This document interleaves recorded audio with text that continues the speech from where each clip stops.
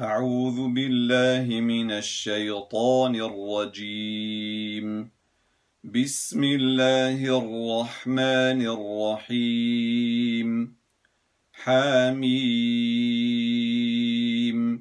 تنزيل الكتاب من الله العزيز العليم. غافر الذنب وقابل التوب شديد العقاب ذي الطول. لا إله إلا هو إليه المصير. ما يجادل في آيات الله إلا الذين كفروا فلا يغررك تقلبهم في البلاد. كذبت قبلهم قوم نوح والأحزاب من بعدهم وهمت كل أمة برسولهم ليأخذوه وجادلوا بالباطل ليدحضوا به الحق فأخذتهم فكيف كان عقابي. وكذلك حقت كلمة ربك على الذين كفروا أنهم أصحاب النار. الذين يحملون العرش ومن حوله يسبحون بحمد ربهم ويؤمنون به ويستغفرون للذين آمنوا ربنا وسعت كل شيء رحمة وعلما فاغفر للذين تابوا واتبعوا سبيلك وقهم عذاب الجحيم. ربنا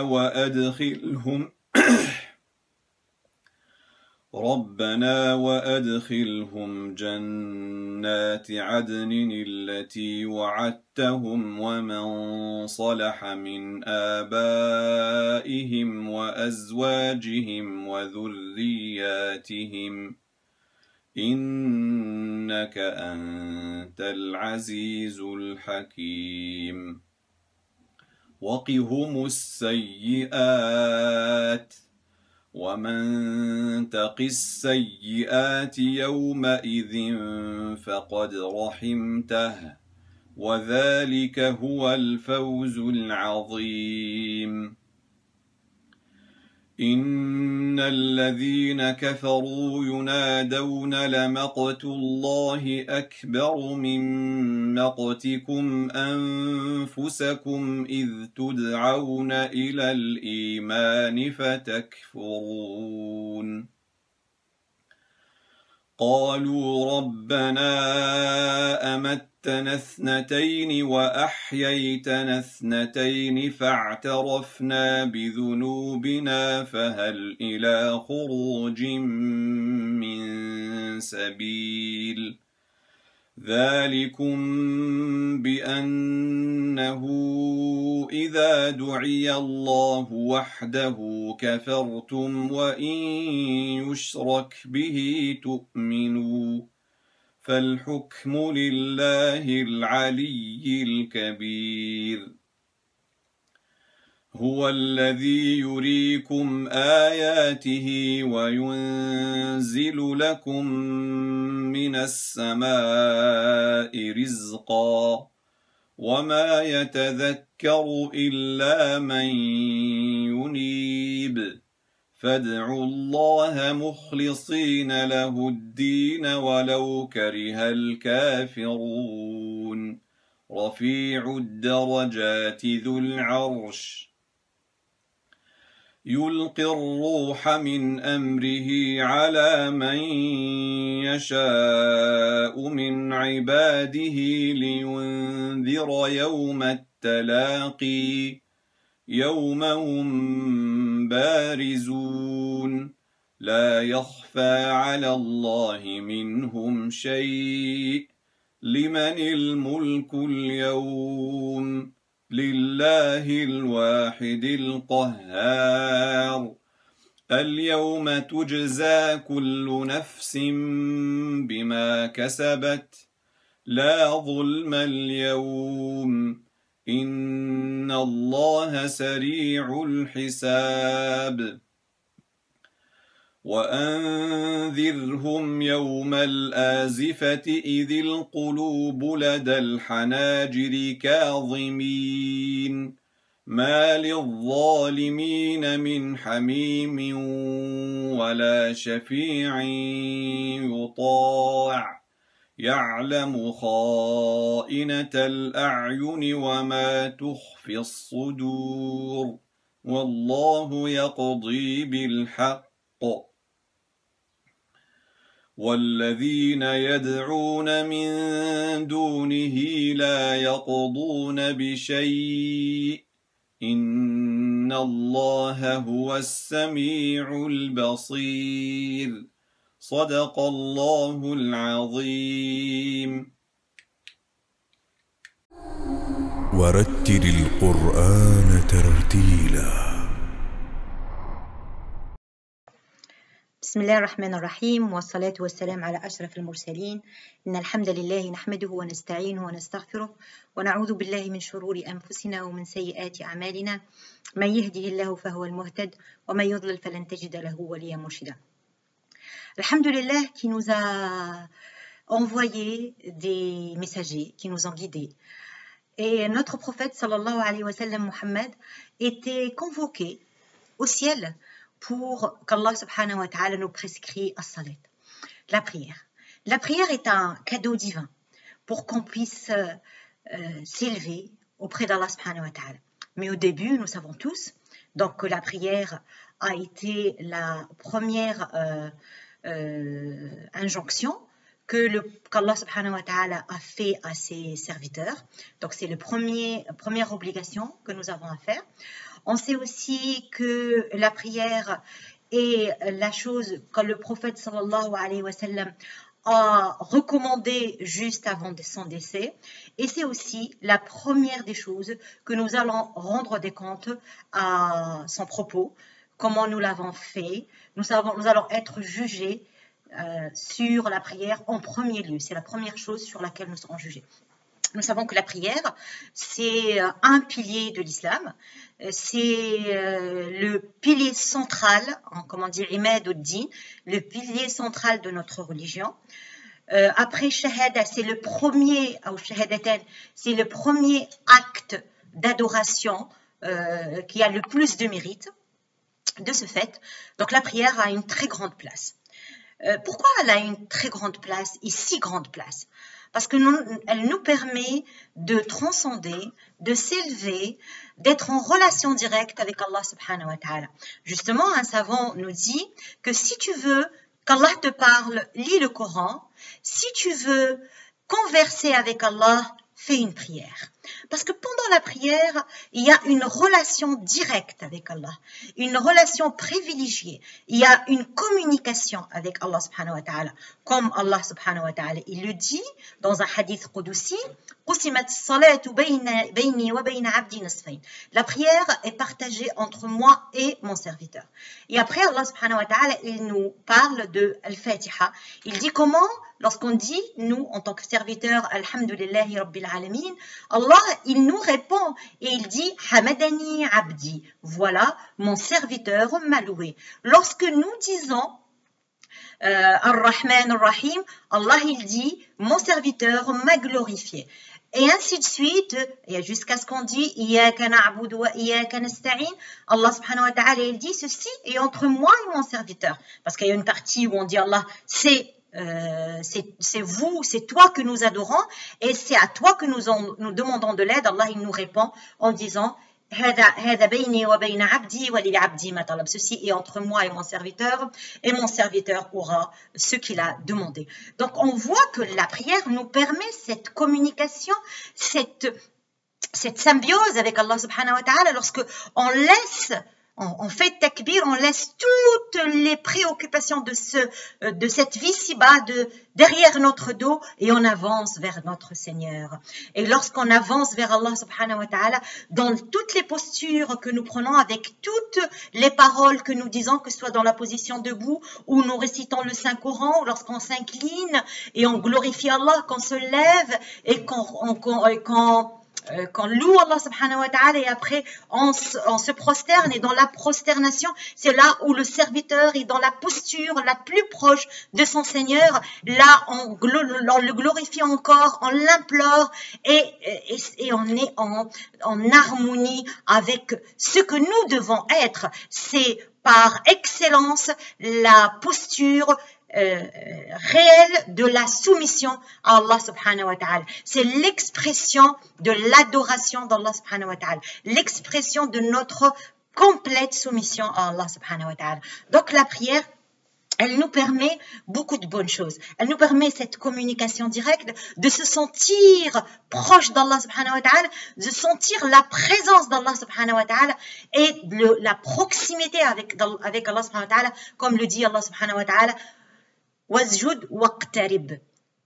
Prosterne-toi et rapproche-toi. Et plus de proximité. Avec la prosternation, avec la prière dans sa totalité, on est plus à proximité d'Allah subhanahu wa ta'ala. On est plus proche d'Allah subhanahu wa ta'ala. Ça veut dire on est plus proche de l'agrément d'Allah subhanahu wa ta'ala. En fait, la prière, elle nous permet cette proximité. Elle nous permet le rappel de l'essentiel. Parce que, et avec toutes ces postures, toutes ces paroles, ça nous rappelle la proximité, ça nous permet, la proximité, et ça nous permet de se rappeler de l'essentiel, de vivre avec Allah subhanahu wa ta'ala. C'est pour cela que pour pouvoir profiter pleinement de la prière, on doit se préparer au préalable et se mettre en condition favorable à une prière assidue, apaisante et qui donne ses fruits. Parmi les fruits de la prière, c'est que elle va nous éloigner de tout péché. Parce qu'une personne qui fait la prière avec sérénité, avec recueillement, avec présence du cœur, c'est parmi les conditions de l'acceptation de la prière. Celui-là, cette personne, ne pourra pas ne doit pas oser aller faire autre chose malsain après. Donc ça va nous permettre de nous purifier. Justement, le prophète sallallahu alayhi wa sallam dit, voyez-vous, si l'un d'entre vous avait un fleuve devant sa porte, devant le seuil de sa maison, et qui s'y baigne et qui se lave 5 fois par jour, est-ce que quelconque saleté restera accrochée à lui? Les compagnons lui ont dit bien sûr que non. Et le prophète sallallahu alayhi wa sallam, il a dit, telle est la prière. C'est la même chose que la prière. La prière, les 5 prières nous permettent de nous purifier, d'éliminer toutes les mauvaises actions qu'on aurait pu faire, notamment les petites, parce que les autres, ils ont besoin d'un repentir. Mais ça nous permet d'être purs, de s'élever, de se rapprocher d'Allah subhanahu wa ta'ala. Voyez-vous, moi je schématise notre vie par un long couloir, de la longueur de notre vie. Mais ce couloir, il est orné par des lustres, des beaux lustres. Et pas uniquement. Il y a aussi des appliques, il y a des fleurs, parce que nous multiplions les bonnes actions. Et ces actions, ils ont un bienfait sur nous dans cette vie ci-bas et Inch'Allah dans l'au-delà. Donc les bienfaits, ils sont là, on les ressent. On ressent les bienfaits d'Allah subhanahu wa ta'ala sur nous. Même si des fois, il y a des complications, il y a des difficultés dans la vie, mais on est quand même dans le bien que nous demandons déjà, que nous implorons Allah subhanahu wa ta'ala pour l'avoir par le verset coranique qui nous est recommandé de dire Rabbana atina fid dunya hasana wa fil akhirah hasana wa qina adhaban nar. Seigneur, donne-nous le bien dans cette vie ci-bas, donne-nous le bien dans l'au-delà et préserve-nous de l'enfer. Donc là, on voit qu'on est dans un long couloir, j'ai dit, de la longueur de notre vie et chaque jour de notre vie, il est orné par 5 lustres qui représentent les 5 prières. Ces prières, elles nous apportent de la lumière. Et le prophète sallallahu alayhi wa sallam, il dit, la prière est une lumière. As-salatu nur. Et elle nous apporte une lumière dans cette vie ci-bas et elle sera une lumière, incha'Allah, pour nous dans l'au-delà. ou le jour de la résurrection. Donc là, on voit que ces lumières, elles nous permettent d'avoir de la clarté, d'avoir de l'apaisement, d'avoir du bien-être. D'ailleurs, la prière c'est la source du plaisir, du bien-être du croyant. Voyez-vous, le prophète Mohammed sallallahu alayhi wa sallam disait « وَجُعِلَتْ قُرَّةُ عَيْنِي فِي الصَّلَاةِ ». C'est une expression arabe qui dit que la prière est le sommet de mes vœux. C'est mon bien-être total. C'est ce qui me procure le bien-être le plus complet et le bonheur et la joie la plus totale. Donc, comme disait le prophète sallallahu alayhi wa sallam. Donc la prière, ça doit être un moment attendu, un moment désiré, un moment préparé. Comme le prophète sallallahu alayhi wa sallam l'avait dit à Bilal radiyallahu anhu, arihna biha ya Bilal. Apaise-nous, Bilal, avec la prière. Ça veut dire quoi? Ça veut dire que la prière, elle est source d'apaisement, de bien-être, de repos. Et donc, on ne doit pas l'effectuer dans la précipitation ou se sentir que c'est un fardeau. Non, c'est une rencontre avec Allah qu'on attend avec impatience et que nous devons apprendre à l'attendre avec impatience et apprendre surtout à s'y préparer pour pouvoir profiter de tous ces délices, pouvoir profiter de tous ces merveilles que la prière peut nous procurer. Donc la prière, c'est une lumière, elle illumine notre vie, elle illumine notre cœur surtout, notre âme, notre esprit, et elle va influencer notre façon d'être, puisque, comme le disaient les textes sacrés, la prière, elle éloigne de tout ce qui est blâmable, de tout ce qui est turpitude, de tout ce qui est mal. Donc la prière, elle nous éloigne. Pourquoi? Parce qu'on éduque notre âme, notre esprit, notre être à être meilleur et à ne plus toucher à tout ce qui est blâmable. Donc la prière, elle nous permet de communiquer, j'ai dit, d'être toujours en perpétuelle connexion avec Allah subhanahu wa ta'ala. Parce que le musulman, le croyant, lorsqu'il est en prière, il a en vue la prière qui suit. C'est-à-dire qu'il n'y a pas de coupure, il n'y a pas d'interruption, tout est continu. La vie du musulman, elle est continue, elle est prière, après prière, et on espère après chaque prière être meilleur. D'ailleurs, le prophète sallallahu alayhi wa sallam, il disait, je suis étonné de la personne qui sa prière de la veille est la même que sa prière d'aujourd'hui. Ça veut dire quoi? Qu'on est toujours en perpétuelle recherche de l'excellence, de l'amélioration. C'est-à-dire qu'aujourd'hui, j'essaie de faire mieux que la veille et demain, j'essaierai de faire mieux qu'aujourd'hui, Inch'Allah. Donc là, c'est la vie du croyant qu'Allah subhanahu wa ta'ala nous aide à y être. La ilaha illallah Muhammad Rasulullah. La prière aussi est un moyen de soutien dans les moments difficiles. Le prophète sallallahu alayhi wa sallam, il était son refuge, et tous les prophètes d'ailleurs, leur refuge c'était la prière. De Sayyidina Ibrahim à Sayyidina Zakaria, et Allah subhanahu wa ta'ala, il nous parle de ces exemples de prophètes qui veillaient en prière, qui passaient du temps en prière, et notre prophète sallallahu alayhi wa sallam était l'exemple type dans tout cela. Et Allah subhanahu wa ta'ala, il dit, et cherchez secours dans la patience et dans la prière. C'est-à-dire quoi? Ça veut dire que la prière, elle est source de résolution de problèmes. Si tu as un problème, vas-y, adresse-toi à ton Seigneur, et ton Seigneur, il est certainement là pour te répondre, pour être à ton secours, parce qu'il nous l'a dit d'une façon claire et directe, Ad'ouni, appelez-moi, invoquez-moi et je serai là pour exaucer vos invocations. Et vous savez, d'ailleurs, le mot prière veut dire invocation, entre autres. Hein. Le mot prière, c'est invocation. Et c'est ce qu'il comprend. La prière, elle comprend l'invocation, la reconnaissance avant tout. La reconnaissance de la grandeur et des bienfaits d'Allah subhanahu wa ta'ala sur nous. Il y a le remerciement d'Allah subhanahu wa ta'ala et c'est un signe de reconnaissance. Il y a les louanges. On loue Allah subhanahu wa ta'ala pour pour sa grandeur, pour tout ce qu'il nous a octroyé, pour toutes ces créatures, pour toute cette beauté qu'il nous a donnée, que nous a donné dans ce monde. Donc, c'est remerciement, louange, reconnaissance. Il y a la glorification d'Allah subhanahu wa ta'ala, reconnaître sa gloire et sa grandeur.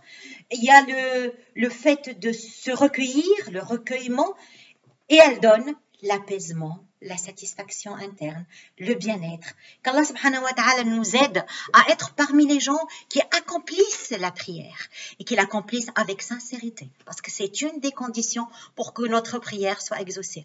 Avec sincérité, avec beaucoup de profondeur, avec beaucoup de présence du cœur, ce qu'on appelle khushu'a, avec beaucoup de recueillement. Alors, la personne qui fait sa prière avec assiduité, avec égard, avec soin, le prophète sallallahu alayhi wa sallam et Allah subhanahu wa ta'ala lui promet la réussite dans toute sa vie. Parce que Allah subhanahu wa ta'ala, en premier lieu, va nous interroger à propos de notre prière. Et le hadith dit, إِذَا صَلُحَتْ, si notre prière était bien faite, bien accomplie, bien observée, toutes les autres actions que nous avons menées seront à l'image de notre prière. Ils seront acceptés, agréés par notre Seigneur. Essayons alors de vivre notre prière avec profondeur. Essayons de comprendre ce que nous disons, ce que nous faisons. Essayons d'être sensibles à chaque acte, à chaque mot, à chaque parole que nous prononçons pendant la prière, chaque geste que nous faisons. Parce que chaque mot, chaque geste, il a beaucoup de sens. Il a beaucoup de signification. Il y a beaucoup d'impact sur nous si on essaye de ressentir, de vivre la prière par l'intérieur. Malheureusement, beaucoup de fois, on s'intéresse plus à la forme qu'au fond. On doit s'intéresser certainement à la forme parce que la prière doit être accomplie comme le prophète sallallahu alayhi wa sallam nous l'a enseigné, comme lui-même l'a pratiqué. Mais nous devons avant tout avoir le fond qui doit être conséquent, c'est-à-dire cette relation privilégiée, privée avec Allah subhanahu wa ta'ala, cette profondeur dans la foi, ce recueillement, cette présence du cœur qui doit primer, comme était notre maître bien-aimé, sallallahu alayhi wa sallam. Donc la prière, c'est une école qui nous apprend à être meilleurs dans toute notre vie, que nous devons puiser. C'est une lumière que nous devons éclairer pour qu'elle nous illumine ici et là-bas, Inch'Allah. Et qu'Allah subhanahu wa ta'ala fasse en sorte qu'on soit des gens de prière et qu'on puisse rentrer au paradis par la porte de la prière. Et barakallahu fikum, wassalamu alaikum wa rahmatullahi ta'ala.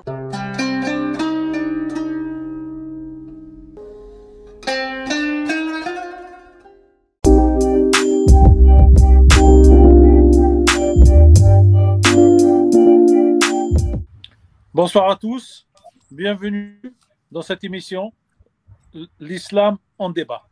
Ce soir, le sujet est la charte des principes pour l'islam de France. Après avoir reçu sur les ondes de la radio France Maghreb 2 et sur les images de mouvements de France, comme habituellement fait depuis plusieurs mois maintenant, nous avions eu le plaisir de recevoir monsieur le recteur de la grande mosquée de Paris, monsieur Shamsuddin Hafiz, et le président de l'association de la Fédération musulmane de France, monsieur Ammar Lasfar, pour parler de l'écriture de cette charte des principes. Ils nous ont donné leur point de vue croisé sur cette charte, les conditions de son établissement et les historiques des chartes, notamment celle de 1995. Ce soir, nous changeons d'invité pour passer donc des responsables des fédérations aux imams composants, en tout cas des imams appartenant aux fédérations, aux 5 fédérations signataires de cette charte, de manière à prendre leur point de vue sur cette charte comment ils l'aperçoivent, comment ils perçoivent leurs échanges avec les fidèles depuis que cette charte a été écrite, publiée et signée en présence du président de la République, M. Emmanuel Macron. Et donc, comme indiqué sur notre défilant, sur la bande qui défile en bas de l'écran, cette émission est diffusée sur tous les réseaux de France Maghreb 2, radio FM, radio numérique, application, sur les réseaux de musulmans de France, sur les réseaux de la grande mosquée de Paris et sur le réseau donc des autres fédérations, à savoir le RMF, l'UMF et comme ça, toutes les fédérations, tous les adhérents, en tout cas tous ceux qui suivent, peuvent suivre cette émission. Bonsoir à vous, donc j'annonce nos intervenants, en tout cas nous invités. Ce soir, nous aurons pour le RMF M. Abdallah Safiri, pour la FAICA, M. Khalil Ba, pour l'UMF, M. Tarek Bengaray, pour Musulmans de France, M. Al-Arbi El-Bechri, et pour la Grande Mosquée de Paris, M. Khaled Larbi. Bonsoir à tous, et nous allons donc faire un premier mot avec mes partenaires de ce soir, M. Karim Menhouj et Mohamed Toualbi. Cher Karim, un petit mot pour introduire, pour saluer les imams. Chers auditeurs, salam alaikum, bonsoir à tous. Je suis très ravi de recevoir avec nous nos chouyours des différentes fédérations pour parler, pour échanger sur un sujet d'actualité, un sujet très très chaud, hein. C'est vraiment le terme, un sujet qui suscite beaucoup d'interrogations au sein des imams eux-mêmes, mais aussi au sein de la communauté musulmane. Donc, on aura besoin de quelques éclaircissements sur les articles qui sont dans cette charte, notamment d'un point de vue théologique, parce que, comme je viens de le dire, beaucoup de questions, beaucoup de confusions surtout, des confusions qui ne laissent pas indifférents nos citoyens. J'espère qu'on aura un débat très riche et qu'on arrivera justement à donner ces explications et à donner les fondements ou bien les arguments qui fondent et qui justifient les articles qui sont dans cette charte. Encore une fois, bienvenue à tous. Merci, cher Karim. Monsieur Mohamed Toualbi, un petit mot. Merci, chers frères, chers amis, et bonsoir à toutes et à tous, chers chouyours, salam alaikum. Bienvenue donc, à cette rencontre exceptionnelle qui s'inscrit dans les débats sur l'islam, où la Grande Mosquée de Paris, avec ses partenaires et ses collaborateurs, organise des débats. Et notre rencontre d'aujourd'hui donc est consacrée à un sujet d'actualité, un sujet très controversé qui préoccupe à la fois les imams de France, les fidèles des mosquées, les représentants des fédérations et des associations des mosquées et les pouvoirs publics. Donc, bien entendu, notre débat porte sur la charte des principes pour l'islam de France, comme est d'ailleurs l'intitulé de la version finale de cette charte qui est entre nos mains. Cette charte a fait couler beaucoup d'encre ces derniers jours. Elle a été aussi la matière brute des médias, placée au cœur des discussions. Donc, je donne la parole à notre cher ami Mami et après, on va poursuivre et revenir sur cette question. Bonsoir à toutes, bonsoir à tous. Pour les internautes et les auditeurs de France Maghreb 2 qui vont nous rejoindre dans quelques secondes sur tous les réseaux de la radio, sur une vingtaine de villes, en numérique et en FM, et aussi sur les applications téléphoniques des uns et des autres. Et nous allons donc entamer cette discussion en demandant dans l'ordre donc à chacun pendant 2 minutes de nous dire la première impression qu'il a eue à la lecture de cette charte après sa signature. Et je rappelle que cette charte maintenant elle va circuler au sein des fédérations et au sein des fidèles pour que les analyses des uns et des autres remontent pour voir s'il y a des modifications à venir. Monsieur Abdallah Safiri, on commence comme ça paraît sur l'écran par vous. Bonsoir, bienvenue sur les ondes de France Maghreb 2 et sur tous les réseaux des 5 fédérations signataires.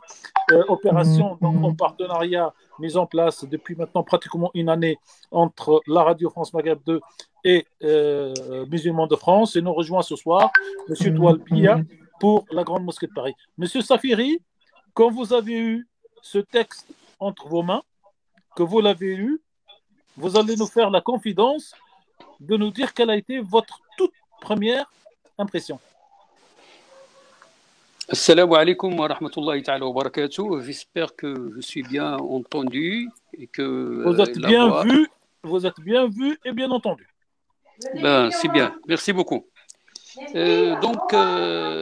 Mon impression par rapport à la signature et la rédaction de cette charte, c'est comme j'étais présent à la signature de l'accord cadre en 1999 avec M. Jean-Pierre Chevènement, donc ça m'a fait exactement la même impression.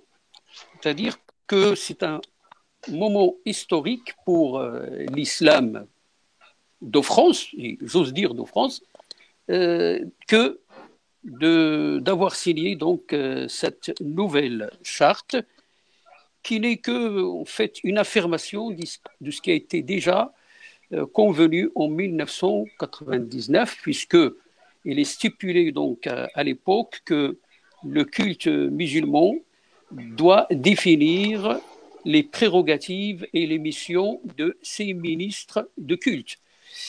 Et depuis la fondation donc, du premier bureau de CFCM en 2003, la première chose que nous avions demandé au bureau de l'époque, qui était présidé par l'ancien recteur de la mosquée de Paris, le frère Dalil Aboubakr, c'est de doter on a une grande pensée à Sidalil que nous avons tous connu, qui nous a accompagnés et que nous avons accompagné.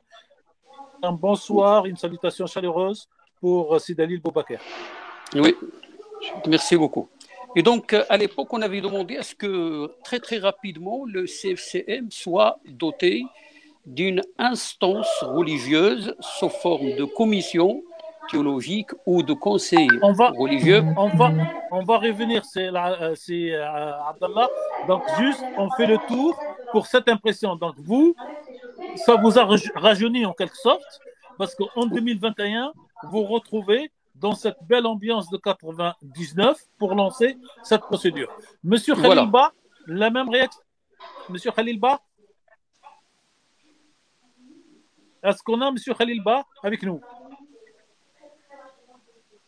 En attendant de le récupérer, on peut passer à Monsieur Tarek Bengaray. C'est Tarek, bonsoir. Oui, bonsoir. On a Monsieur Khalil Ba qui arrive. Donc, Monsieur Khalil. Bismillahirrahmanirrahim. Oui. Bismillahirrahmanirrahim. Wa salatu wa salam ala ashrafil mursalin, nabina Muhammad wa ala alihi wa sahbihi wa sallam. Notre, comment on appelle ça, au début de cette signature, on a été vraiment impressionné parce que vraiment là, c'est une signature que la France vraiment qui répond à la République, aux normes républicaines, qui répond à tout ce qui est loi républicaine. Donc, les musulmans de France doivent normalement être contents de tout ça parce que c'est quelque chose qu'on peut vraiment qui fait, comment on appelle ça, qui doit être une chose importante pour tout musulman français. Merci. C'est Tarek Bengaray. La même question préliminaire. Votre première sensation à la lecture de cette charte quand vous l'avez eue entre les mains? Alhamdulillah Rabbil Alamin, salatu wassalamu ala sayyidina Muhammadin sarafil mukhalaqin wa ala alihi wa sahbihi ajma'in. Tout d'abord, merci pour l'aimable invitation. Comme vous le savez, moi, je n'appartiens pas à une fédération donnée, mais effectivement, ça me rend encore plus objectif dans mon impression, mais aussi dans le débat théologique qui est, on va dire, l'essence de cet échange que j'espère fructueux et précis. L'impression, évidemment, est une impression qui m'a absolument, entre guillemets, je dirais pas ébahi, mais c'est naturel que des principes de la République soient, entre guillemets, reconfirmés ou réconfortés via une charte qui a quand même une grande valeur symbolique.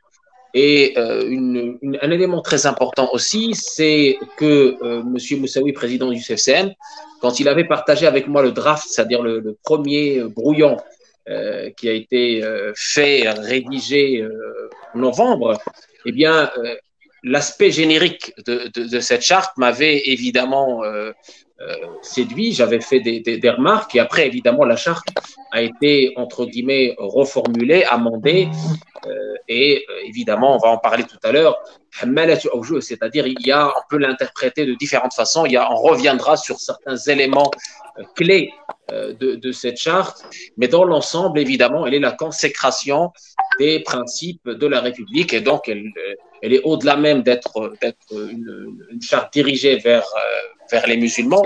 C'est une charte qui, je pense, dirigée vers tous les citoyens français puisqu'elle réconforte les principes républicains. Monsieur Tarek Bengaray, d'ailleurs, France Inter vous a invité dès le lendemain pour donner votre impression. Comment a été cet échange avec France Inter quand vous y êtes passé?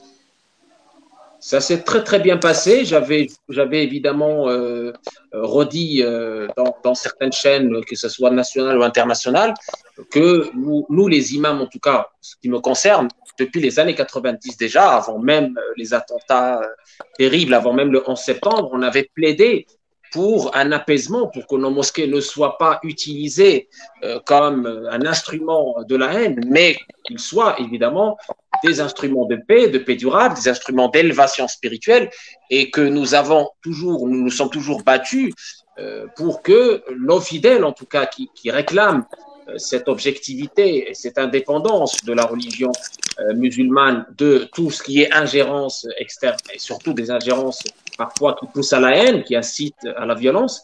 Et on a aussi plaidé pour quelque chose qui est, entre guillemets, en interne, dans entre guillemets, entre les sachants, entre les théologiens musulmans d'abord, qui puissent réorganiser cet islam de France, du moins théologiquement, et on a plaidé pour un vrai conseil national des imams, doté à la fois d'un organe théologique, mais aussi d'un financement indépendant. Merci, Monsieur Tarek Bengaray. Juste une précision technique, s'il vous plaît, pour tous. Celui qui n'intervient pas, il coupe son micro pour qu'on puisse bien écouter le reste. Donc, il nous reste Monsieur Al-Arbi et El-Bishri sur cette même question. Première impression, c'est Al-Arbi, quand vous avez eu ce texte finalisé. بسم الله الرحمن الرحيم الحمد لله والصلاة والسلام على رسول الله وعلى آله وصحبه ومن اتبع هداه ما بعد السلام عليكم ورحمة الله وبركاته. Merci pour l'invitation. Alors moi, ma première impression, c'était, voilà, j'ai dit, voilà un document qui représente une avancée dans le processus de l'organisation de l'islam de France. Et donc, c'était pour moi un tournant, un nouveau départ pour une instance qui est le CFCM, qui a eu du mal à décoller, on va dire. Donc, il faut dire les choses comme elles sont. Voilà, pour reprendre un petit peu les dossiers importants dans la vie des musulmans et de la société française en général, qui étaient dans les tiroirs du CFCM. Et j'espère justement que ce nouveau départ, il ne sera pas raté et que, Inch'Allah, on va très loin avec cette charte, la création du CNI, pour vraiment doter l'islam de France d'une instance religieuse reconnue qui va donc établir un programme unique et unifié pour former les imams, pour aussi qu'on rassemble notre discours au moins sur les fondamentaux, sur les grandes questions qui concerne toute la communauté musulmane et qui concerne aussi toute notre société française. Donc voilà ma première impression que j'ai eue. Merci, c'est l'Arbi El Bichri. Je rappelle que vous intervenez pour la Fédération musulmane de France. Donc, notre dernier intervenant, le dernier, comme on dit en anglais, le dernier peut être le meilleur, comme on dit en anglais, Monsieur Khaled l'Arbi, et donc imam à la grande mosquée de Paris. Je rappelle que nous avons eu donc, Monsieur le recteur il y a 3 jours pour parler de la même question. Monsieur l'Arbi, quelle a été votre première impression, surtout que vous avez autour du recteur et de l'équipe des imams de la grande mosquée de Paris accompagné l'écriture de ce texte, donc vous y êtes aussi un petit peu le papa, le père de cette charte. بسم الله والصلاة والسلام على رسول الله صلى الله عليه وسلم. السلام عليكم ورحمة الله وبركاته. Je tiens juste à signaler que je ne sais pas si vous m'entendez bien, parce que ça coupe à chaque fois. Je suis obligé de me reconnecter. Je pense que c'est les aléas du direct. Moi, je rajoute sur ce que vient de dire notre cher docteur Larbi. Comme il a dit notre cher docteur Larbi, il faut bien qu'il y ait un début, une plateforme sur laquelle on peut construire la future bâtisse de l'islam, Inch'Allah, l'islam en France. Je pense que tout est positif et bénéfique et c'est un très bon point de départ pour qu'il y ait une instance qui représente les musulmans, une instance qui forme les futurs imams qui vont prêcher la parole d'Allah et être du juste milieu pour éviter tout ce qu'on a pu passer dans le passé, tout ce qu'on a pu vivre dans le passé. Donc pour moi, tout est bénéfique. C'est vrai que tout ce qui est nouveau, il fait peur, ça interpelle. Maintenant, c'est à nous, aux imams, aux responsables de fédération, d'expliquer avec des paroles simples aux musulmans, voilà le pourquoi, et voilà là où vous pensez qu'il y a des zones d'ambiguïté. Il faut bien éclaircir et bien expliquer. Je pense, moi, j'ai pas rien d'obstacle. Moi, je pense que je vais m'arrêter là. Tout est bénéfique pour la communauté musulmane, et c'est tout bénéfique pour la société française, pour qu'il y ait une instance qui représente les musulmans, pour qu'il y ait une instance qui puisse discuter avec les autorités qui représentent les musulmans. Il fut un temps où on a parlé avec les juifs de France et on a parlé avec les chrétiens de France. Maintenant, c'est le tour pour parler avec les musulmans de France pour construire une bâtisse, Inch'Allah, qui ne sera que meilleure pour les musulmans et pour la société française. En tout cas, merci pour votre patience, c'est Khaled, puisque la technique vous a trahi, mais vous avez tenu à être avec nous et vous resterez avec nous jusqu'à la fin de cette émission, parce que votre avis nous intéresse ceux qui regardent cette émission donc par les réseaux sociaux et ceux qui écoutent cette émission par la radio. Information coronavirus.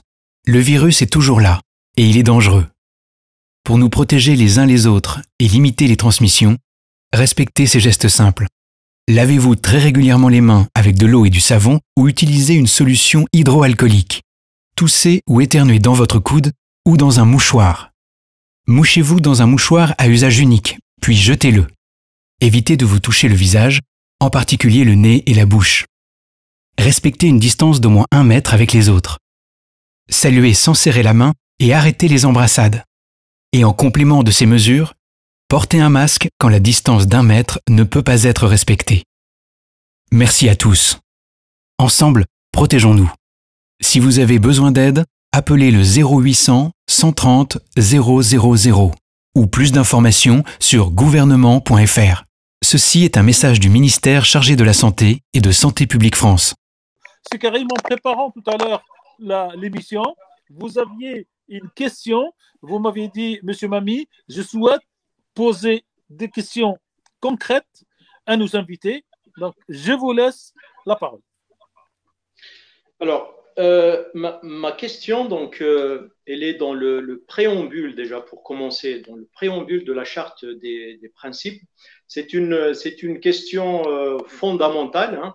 C'est une sorte d'entrée à cette charte qui est posée, qui est discutée au sein de la communauté musulmane, mais aussi au sein de toute la société, parce qu'elle elle pose une vraie question. Alors, je lis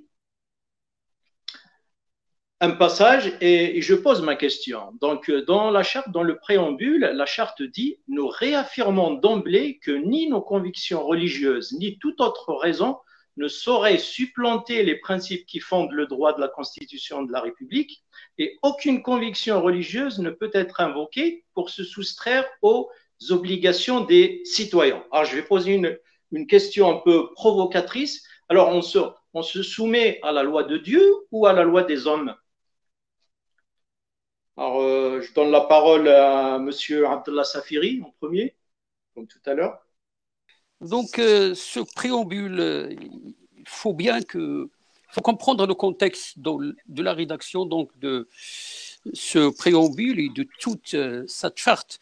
Sans avoir rappelé donc, ce contexte, on ne pourra pas comprendre la philosophie de cette charte. La situation que notre pays a connue donc dernièrement, qui est une situation où le reste de la société nationale se pose des questions sur l'islam, sur cette nouvelle religion qui s'est assise à la table de la République. Donc, il est tout à fait légitime à ce que les musulmans et aussi les pouvoirs publics puissent rassurer le reste de la communauté nationale sur les principes que prêche cette religion de l'islam. Est-ce qu'on va appliquer la loi de Dieu ou on va appliquer la loi de la République? Je pense que ce qui cadre notre action ici, c'est la loi de la République, sans équivoque. Donc, la loi de la République prime et doit primer sur toute autre considération. Après, chacun il a ses propres convictions religieuses.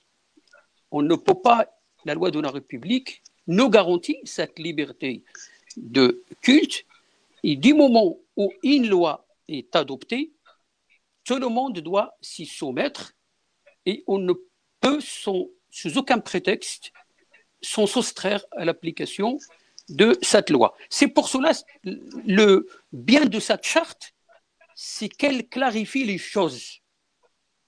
On ne vit pas dans le double discours. On vit dans la clarité. L'ensemble des fédérations qui ont rédigé et qui se sont mis d'accord parce qu'il n'est pas facile donc d'avoir un texte qui puisse faire la synthèse donc, de toutes les chartes ou de toutes les propositions que les autres fédérations avaient proposées. Donc ce texte-là, il faut le concevoir et le considérer sous cet angle. Le contexte dans lequel il a été rédigé et aussi le besoin et la nécessité de clarifier qui sommes-nous. Chaque fois qu'il y a quelque chose, une interpellation qui se dirige vers les musulmans, il faut, bien sûr, on ne va pas dire tout le temps, bon, ceux qui ont fait tel ou tel acte, même s'ils s'appellent Ahmed ou Mohamed ou X ou Y, circuler, ça n'a rien à voir, ce n'est pas de l'islam, etc. À un moment donné, ils nous interpellent, mais qu'est-ce que vous faites? Qu'est-ce qu'il fallait faire? On a dénoncé, on a fait des manifestations. Maintenant, il y a un texte. Ce texte-là, c'est une sorte de charte.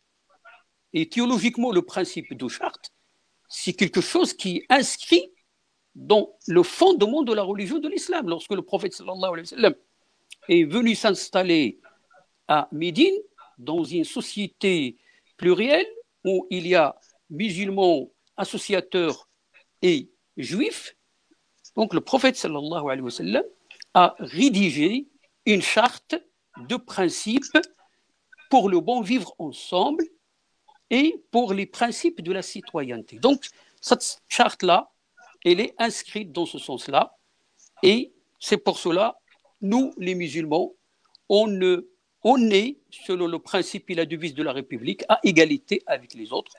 on ne souhaite pas nous soustraire aux lois de la République, pourvu que notre liberté de conscience et de culte soit garantie, ce qui est le cas.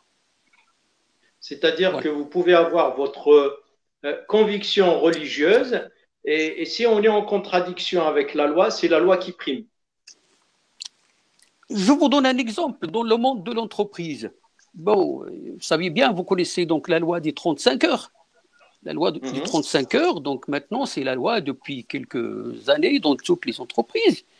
Il y a beaucoup de chefs d'entreprise ou d'acteurs du monde de l'entreprise qui ne sont pas d'accord sur les 35 heures. Mais comme c'est la loi, ils mettent leurs convictions donc derrière et ils se soumettent à cette loi-là. C'est comme ça, c'est dans cette conception qu'il faut comprendre les choses. Très bien, le message est arrivé. Je passe donc la même question pour Cheikh Khalil Ba. Je ne sais pas si vous êtes toujours avec nous. Oui, bismillah. Donc, vous avez demandé si on est soumis sur la loi de Dieu ou la loi des hommes. De toute façon,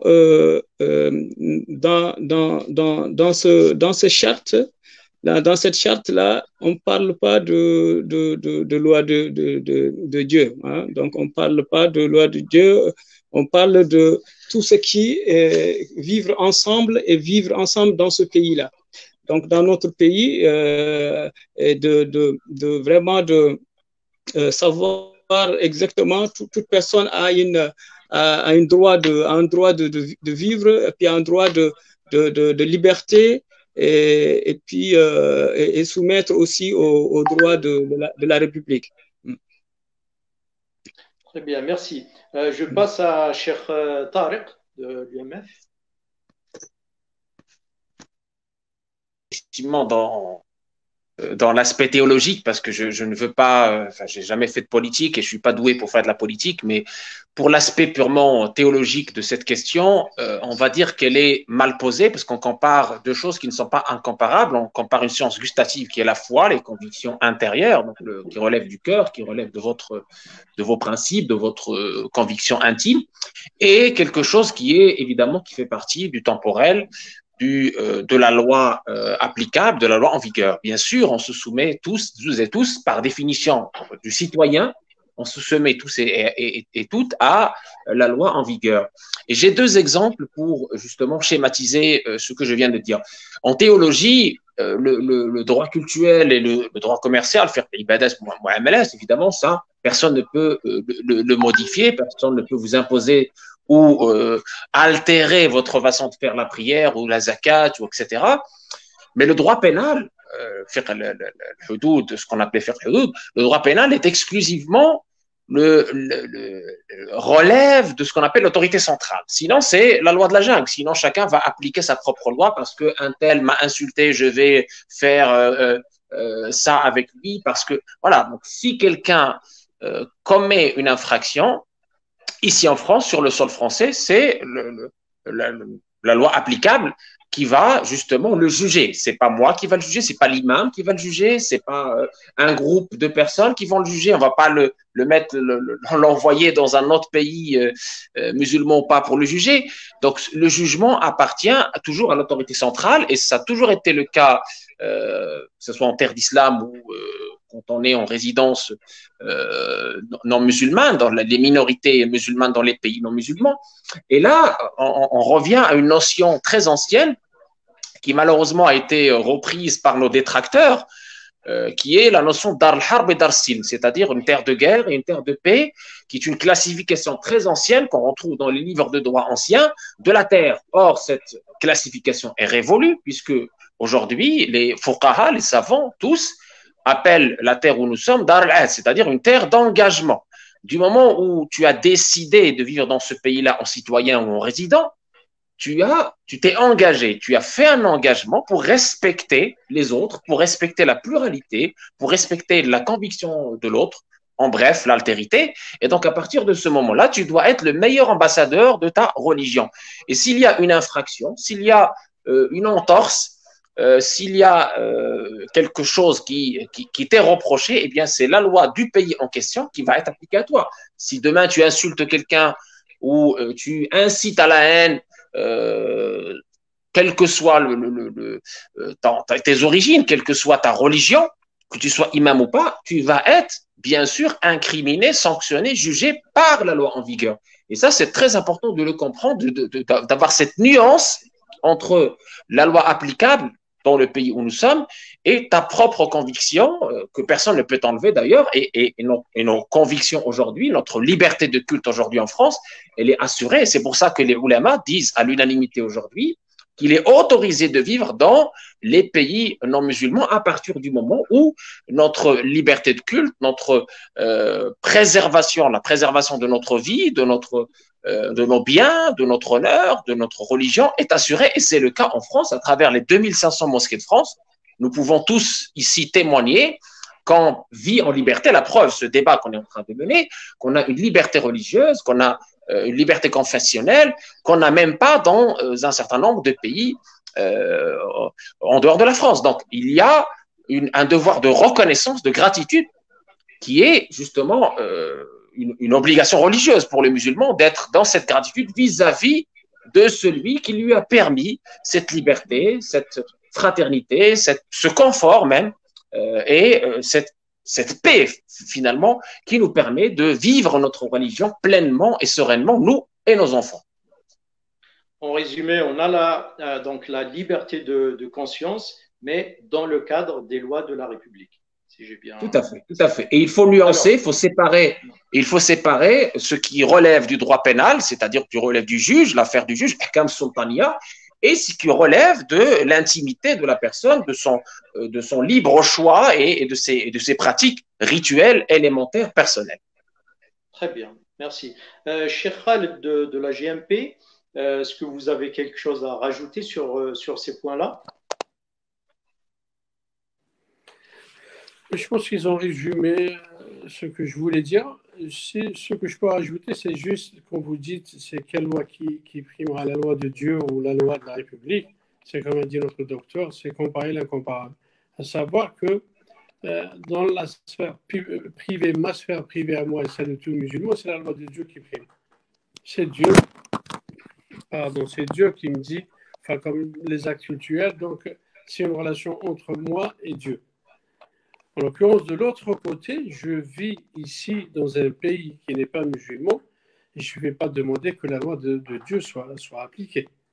Donc il y a des pactes, c'est comme la charte, moi j'appelle cette charte, c'est comme le pacte du prophète sallam avec les juifs de Médine, c'est comme le pacte du prophète sallam avec les chrétiens de Najran, c'est comme le pacte du prophète sallam avec la tribu de Khuza'a, c'est comme le pacte de l'Hudaybiyah.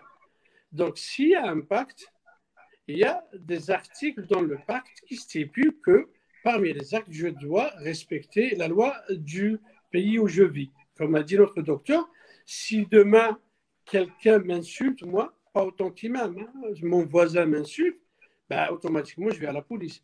Et qui dit je vais à la police, c'est la loi de la République qui prime. Et l'autre côté sphère qui est propre à moi, ça c'est moi, l'intimité à moi, ma spiritualité à moi, c'est une relation qui est entre moi et Dieu. Si je peux résumer. Très bien, barakallahu fik. Je termine par Cheikh Al-Arbi, de Musulmans de France. S'il y a d'autres angles à éclairer. Ce qui a été dit par les chouyours, barakallahu fihum, voilà la bonne compréhension en fait. Tu m'entends? Non, je suis là. Vous m'entendez? Est-ce que on vous entend? Allez-y. Est-ce que vous m'entendez? Oui, on vous entend. Donc je partage parfaitement ce qui a été dit par les chouyours. Et je les salue parce qu'ils ont bien expliqué ce qui a été ambigu et mal compris par beaucoup de gens qui ont critiqué la charte. Et c'est très important ce qu'ils ont dit. D'abord, c'est vrai que la question est mal posée parce qu'on même si on la pose à n'importe quelle autre philosophie, à n'importe quelle religion, un croyant va toujours préférer sa croyance sur le plan du… Mais à la fin, quand il vit dans une société, c'est la loi de cette société qui prime, parce que il s'est engagé en tant que citoyen de respecter la règle du jeu de la société, de respecter les lois en vigueur, et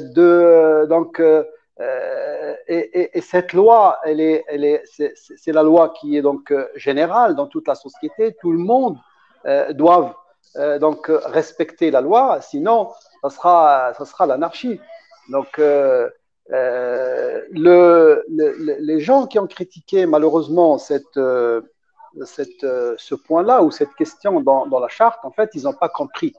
C'est comme si on a même imaginé pour certains, quand on a lu les critiques, certains nous disent que voilà, cette charte vous oblige à croire dans votre foi que telle loi est mieux que telle loi, et que la loi des hommes est mieux que la loi.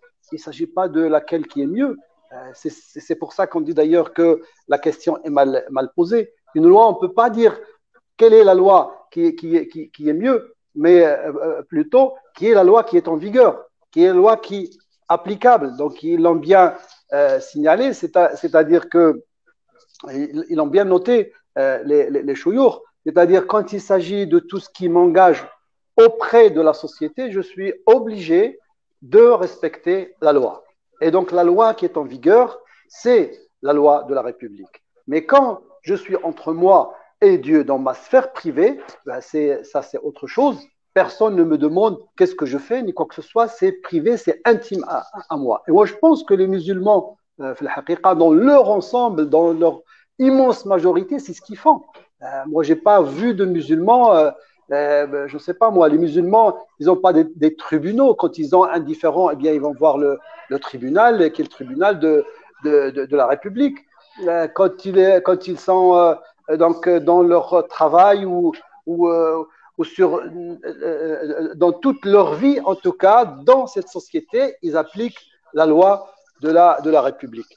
Alors, peut-être qu'il fallait noter ça dans la charte parce qu'il y a une minorité, peut-être, de musulmans, notamment chez les jeunes, qui peuvent penser en fait que, voilà, si j'ai à choisir ou je me soustrais à la société, donc la religion musulmane ne nous pousse pas, du moment qu'on a fait le choix d'être citoyen dans un pays, eh bien, elle ne nous pousse pas à nous soustraire aux lois de ces pays. Regardez les émigrés qui ont été qui ont quitté la Mecque pour aller en Abyssinie au temps du prophète sallallahu alayhi wa sallam.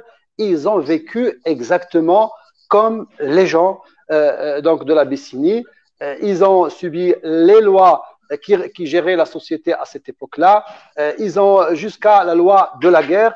Ils étaient aux côtés de leurs concitoyens, même s'ils n'étaient pas, c'était pas la définition de la citoyenneté d'aujourd'hui, mais ils étaient quand même des résidents là-bas et ils ont parfaitement vécu en harmonie en appliquant le règlement de la société qui les a accueillis. Donc, pour moi, j'ai rien autre à ajouter sur ce que les chouyours ont dit. Merci à tous pour ces éclaircissements. Voilà, merci. Alors, peut-on dire que cette question est mal posée? Dans la bouche des imams, c'est normal qu'on puisse dire que cette question est mal posée, mais dans la bouche des journalistes, de ceux qui poussent les interviews, qui reflètent la société dans laquelle on vit tous, cette question se pose. D'ailleurs, elle n'est pas posée qu'à la communauté musulmane ou aux religieux musulmans, elle est aussi posée à toutes les communautés religieuses de ce pays, et donc aux chrétiens, aux juifs, aux protestants et aux autres. C'est pour ça que nous posons cette question. Et je résume pour les auditeurs qui nous écoutent sur France Maghreb 2 et pour tous ceux qui nous suivent sur les différents réseaux, les différentes fédérations de l'islam de France, signataires de la charte de la Charte des principes pour l'islam de France. Je rappelle, parce qu'il est d'usage, la phrase exacte sur laquelle a rebondi Karim Manouche, c'est « Aucune conviction religieuse ne peut être invoquée pour se soustraire aux obligations des citoyens ». Cette phrase ne va pas dire qu'on choisit entre les deux, mais qu'on ne se soustrait pas à la loi de tous. Bismillah ar-Rahman ar-Rahim. Assalamu alaikum wa rahmatullahi wa barakatuh. Le 15 février dernier, j'ai décidé de mettre en œuvre une opération intitulée « Un repas pour un étudiant ». Chaque midi, la Grande Mosquée de Paris finance des repas distribués gratuitement par le biais d'une boulangerie à tout étudiant, quelle que soit son origine et sa confession. Il faut savoir que face à la crise sanitaire, la situation de nos étudiants est extrêmement préoccupante. Beaucoup d'entre eux subissent l'isolement ou l'exiguïté des chambres d'étudiants.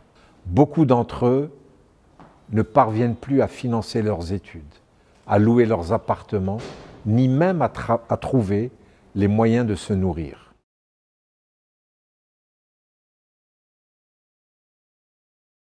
La Grande Mosquée de Paris, il m'a demandé, voilà, il m'a demandé ça. J'ai dit dans ma tête, c'est bien, c'est le moment d'aider les étudiants parce qu'ils vivent des moments difficiles à cause de l'épidémie. Voilà. Pour ça, on a dit, voilà, on va offrir un repas, au moins une fois dans la journée, un repas informel, un sandwich, un dessert, une boisson. Franchement, c'est vraiment important. Il y a des gens qui n'ont pas les moyens de s'acheter à manger le midi. Venez faire des petits dons à la mosquée de Paris. Il y a des étudiants qui ont vraiment besoin de ce déjeuner-là, de ce repas. Et franchement, votre don les aiderait beaucoup.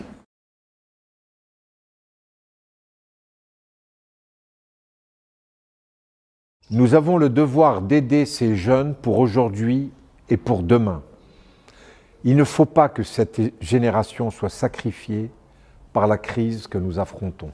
Il faut savoir que la Grande Mosquée de Paris finance cette action sur ses fonds propres. Elle a aujourd'hui besoin de votre solidarité, de votre générosité, de vos dons, pour qu'elle continue le plus longtemps possible à aider et à porter assistance à ses étudiants. On continue à avancer dans ce débat qui s'appelle donc Débat, l'islam en débat. Ce soir, le titre de l'émission, c'est Charte des principes pour l'islam de France, avec la présence donc, de 5 imams appartenant aux 5 fédérations qui ont signé la charte, d'où l'intérêt d'échanger avec eux. Monsieur Toualbia, peut-être une question sur sa charte avant que je reprenne la parole? J'ai dit donc merci Monsieur Mami, merci à notre frère Karim pour sa question.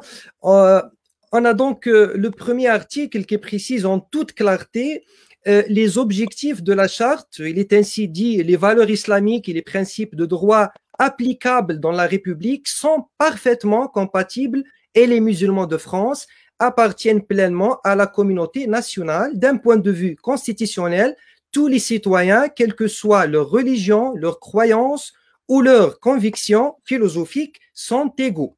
Jusqu'ici, tout est clair, bien développé, mais ce qui pourrait provoquer des ambiguïtés ou qui pourrait être vague, c'est ce passage, je reprends le passage, personne ne peut justifier, la charte cite d'abord l'article 17 de la Convention européenne de sauvegarde des droits de l'homme, et après, elle mentionne cette partie, ce passage, en disant « Personne ne peut justifier d'un droit légitime pour se livrer à une activité ou accomplir un acte visant à la destruction des droits ou libertés reconnus dans la Convention. » Ma question est adressée à notre cheikh Bechri, de musulmans de France. Cheikh Bechri, quelle est cette activité ou cet acte qui pourrait mener à la destruction des droits ou libertés des Français non musulmans ou de la société française tout entière à travers la pratique religieuse des musulmans de France? Allez-y. Une pratique religieuse dans un espace laïque sécularisé doit faire la part des choses.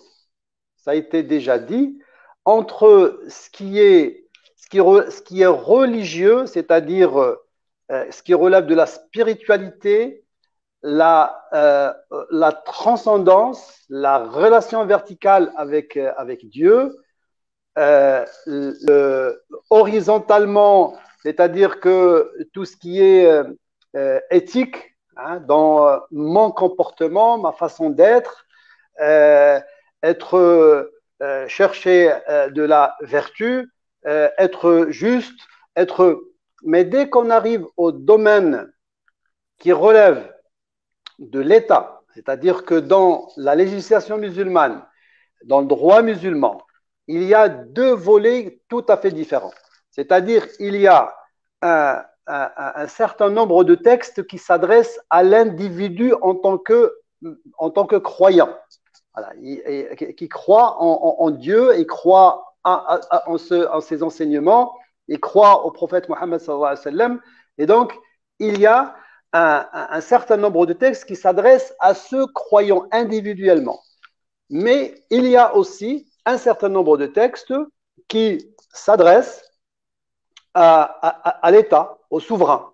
Donc, et comme on est dans un État laïque qui se définit par, donc, il est religieux, je pense, donc il est ni contre ni pour la religion, il est neutre, donc l'État n'a pas de religion, eh bien, c'est-à-dire que cette partie de texte, eh bien, elle ne sera pas applicable dans un espace sécularisé. Et donc, c'est justement l'application de ce genre de texte, ou vouloir appliquer ce genre de texte dans un espace comme le nôtre, eh bien, c'est ça qui peut effectivement poser des problèmes, à mon sens. D'accord. Cheikh Béchri, avant de finir avec vous et donner la parole à Monsieur Mami, dans le même article de cette charte qui évoque justement le pacte de l'islam, donc pourriez-vous nous parler un peu du pacte de l'islam brièvement, et s'il est déjà respecté à travers le comportement des Français de confession musulmane, pourquoi est évoqué donc dans cette charte? Et puis ce pacte concerne les imams, les fédérations ou les musulmans ordinaires, parce que ce qui pourrait être qui pourrait provoquer des ambiguïtés, comme j'ai déjà dit.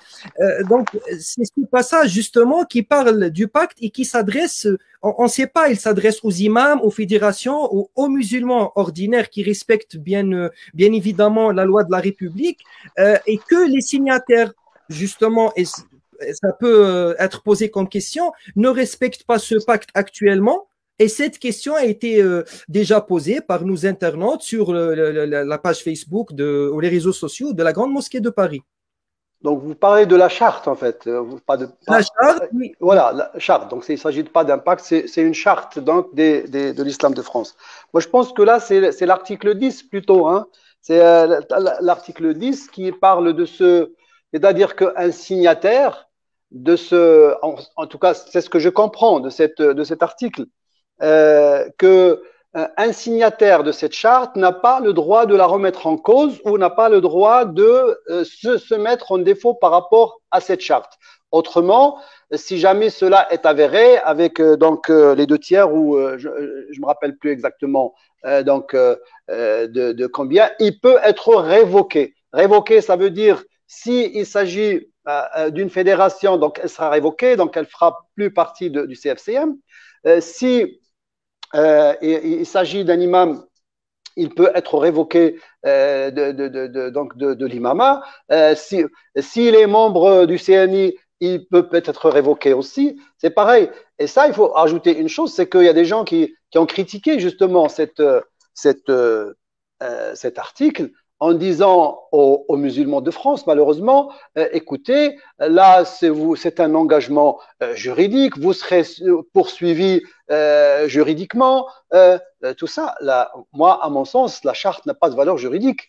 Donc, elle engage les signataires ceux qui ne veulent pas signer cette charte, ils ne sont pas engagés, ils supportent leurs responsabilités, mais ça les engage pas. Donc, je pense qu'il faut clarifier les choses là-dessus. Et cela, bien sûr, le musulman lambda, lui, je ne pense pas qu'il est concerné par la signature de cette charte, mais plutôt les ministres de culte qui doivent vraiment être, pour qu'ils soient reconnus, eh bien, ils doivent signer cette charte.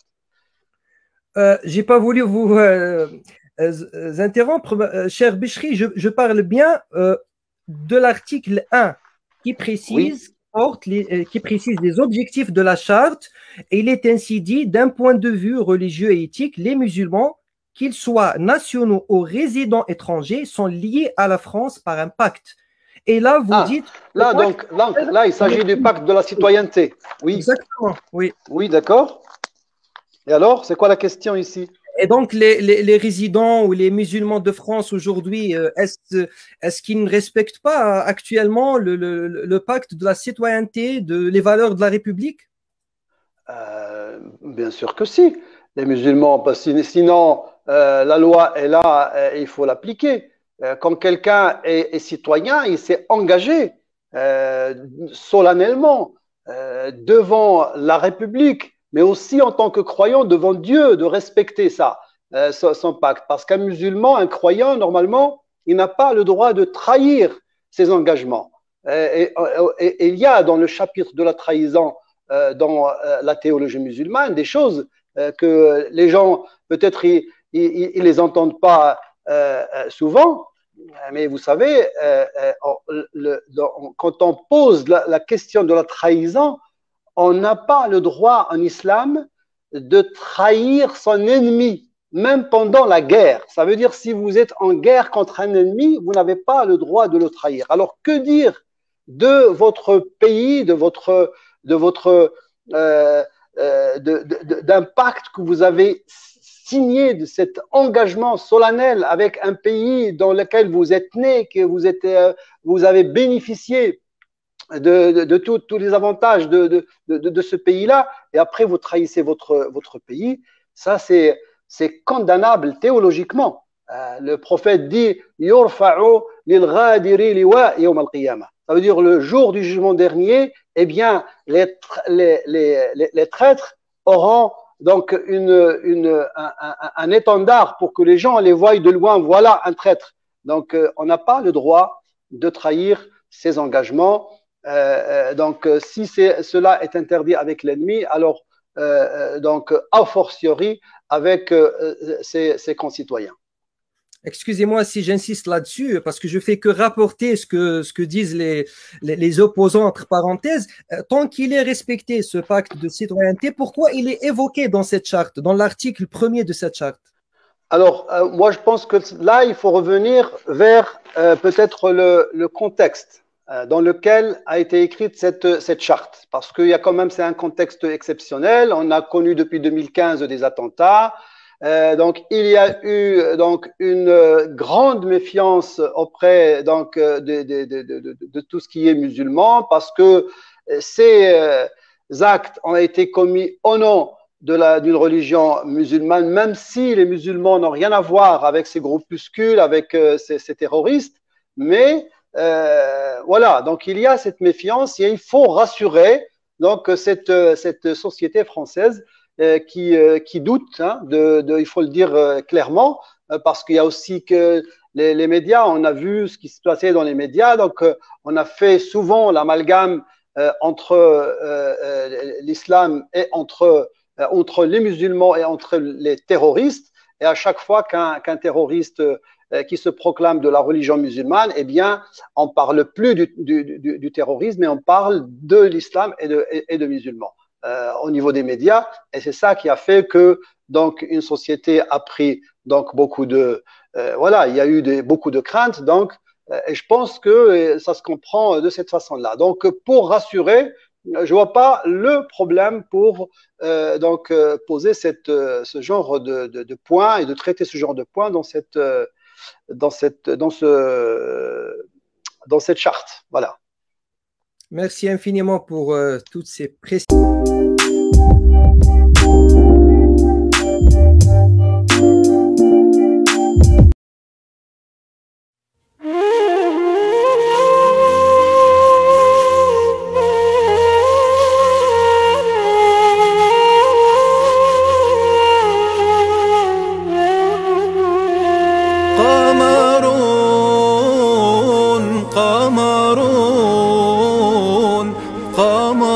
سيدنا النبي قمرون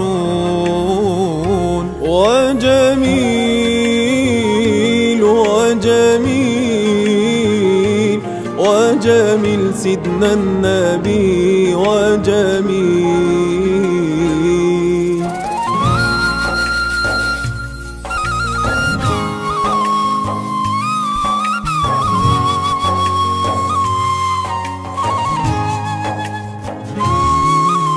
وكف المصطفى كالورد نادي وعطرها يبقى إذا مست أيادي.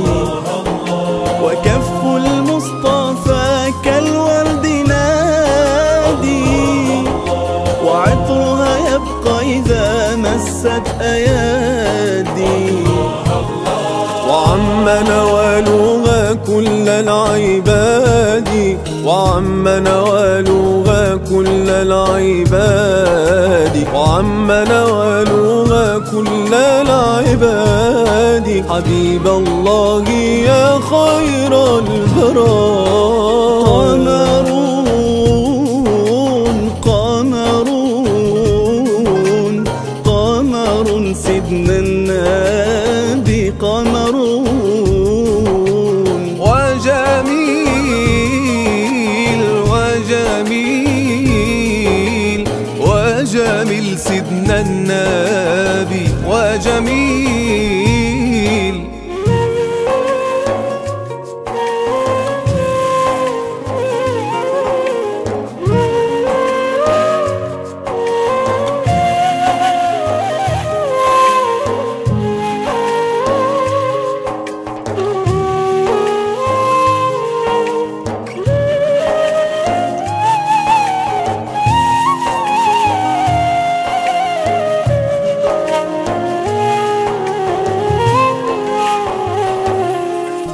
وأجمل منك لم تر قط عين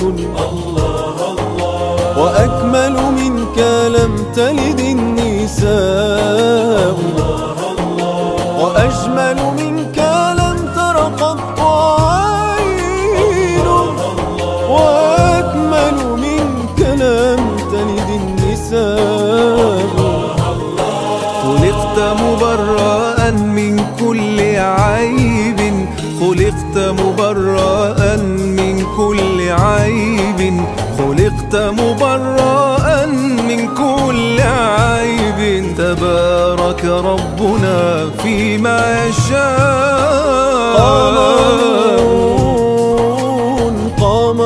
قمرون قمر سيدنا النبي قمرون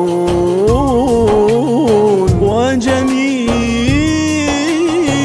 وجميل وجميل سيدنا النبي وجميل.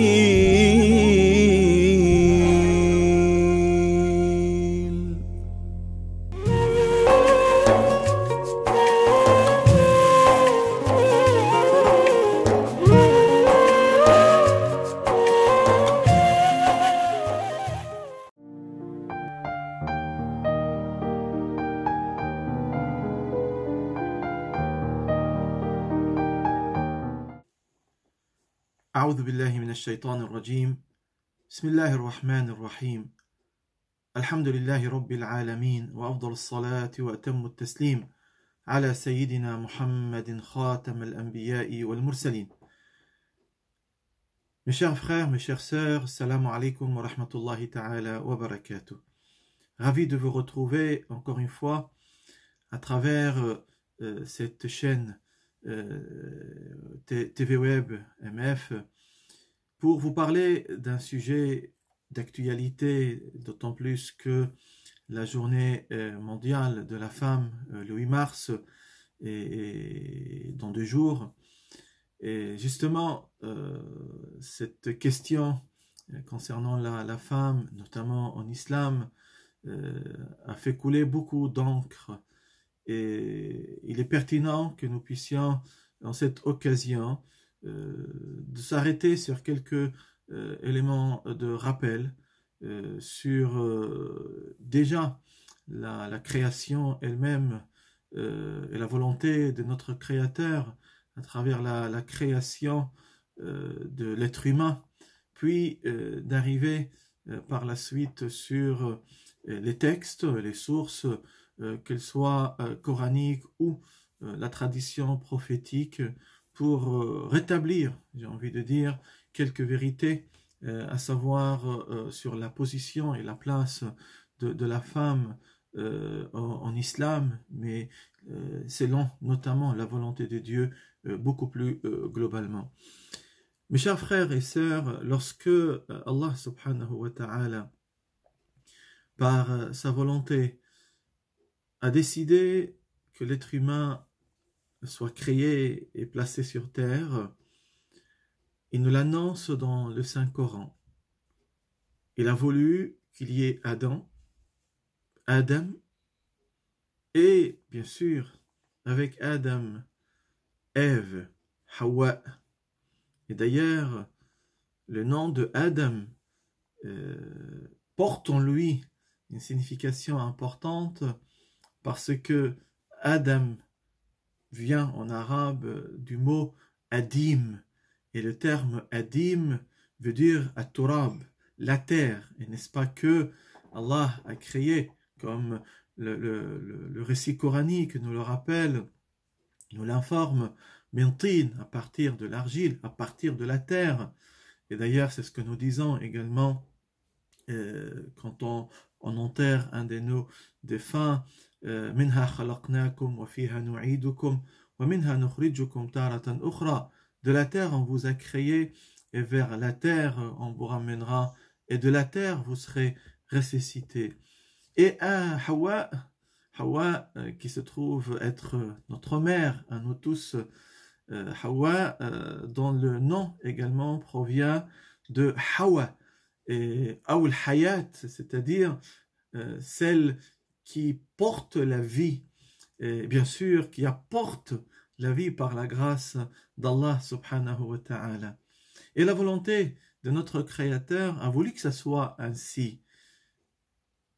La vie humaine sur terre a commencé par Adam et Hawa, un mâle et une femelle. Allah il le dit dans le Saint-Coran, Ya ayyuhan nasu, inna khalaqnakum min dhakarin wa untha. Ô gens, on vous a créé d'un mâle et d'une femelle.